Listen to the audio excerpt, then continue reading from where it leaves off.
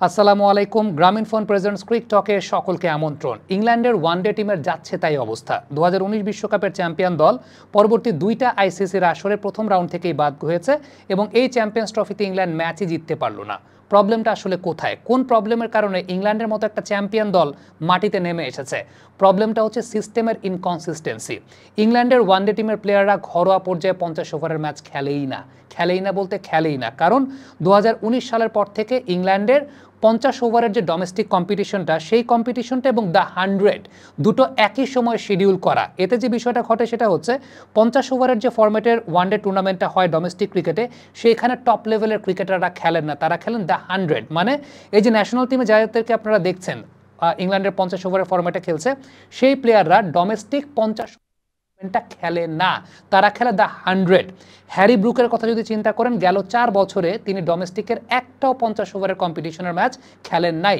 Ben ডাকেটের কথা যদি চিন্তা করেন, তাহলে বেন ডাকেটের ক্ষেত্রে গেল 6 বছরে তিনি মাত্র 8টা ডোমেস্টিক 50 ওভারের ম্যাচ খেলেছেন। আমরা বেন ডাকেটের কথা বলছিলাম। ফিল সল্টকে যদি আপনারা চিন্তা করে দেখেন, তাহলে ফিল সল্টের ক্ষেত্রেও ব্যাপারটা এরকম, তার 8 বছরের 50 ওভারের ক্যারিয়ার, সেখানে মাত্র 35টা ম্যাচ তিনি খেলেছেন এই কয়েক বছরের মধ্যে, যেটা 50 ওভারের ডোমেস্টিক কম্পিটিশনে।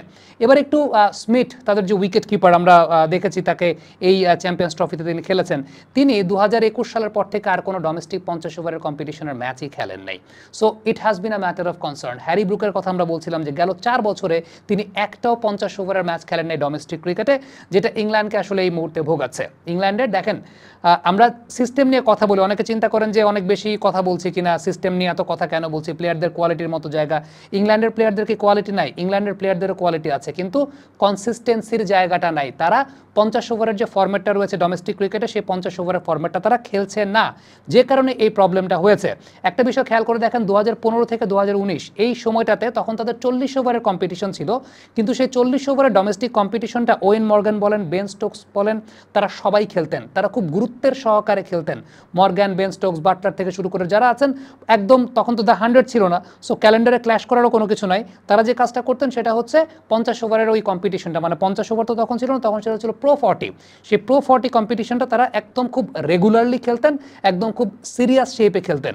ওই জায়গাটা থেকে যখন থেকেই ইংল্যান্ডের আমরা দেখতে পেয়েছি যে ডোমেস্টিক 50 ওভারের কম্পিটিশনটা, যেটা একটা ডেভেলপমেন্ট স্ট্রাকচারের অংশ হয়ে গেছে এখন, কারণ ওই টাইমে দ্য 100 হচ্ছে এবং ম্যাক্সিমাম প্লেয়ার না, সব প্লেয়ারই আসলে দ্য 100 খেলে।